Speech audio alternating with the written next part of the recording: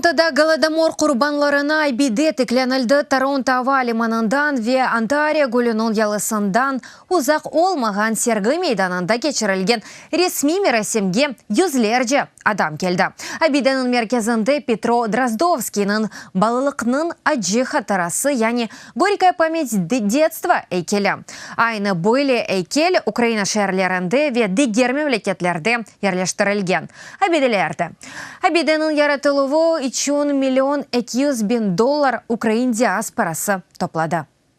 Цей меморіал Бу абеде хатырави Украин рухунун йыкылмамазлыгыны көстерген ер. Украин топракларындан тоталитар коммунистик режимнын тарафындан япылган дешетли укук бузулуунун хатыратуы. ФНСС бүгүнде Русия тажауыз мемлекет оларақ бутун инсанлыкка кетире билежек төлүккелер акында билдирув. Голодомор акында хатыра гизленилген вактында Канададаки Украин топлулугу оны саклап тутту ве Украинага кайтарып болду.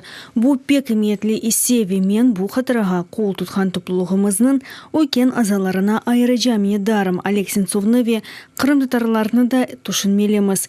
Эпси курбанларга эбиди хатыра азап чеккенлердин огрунда күрешимизни девам этежекмиз.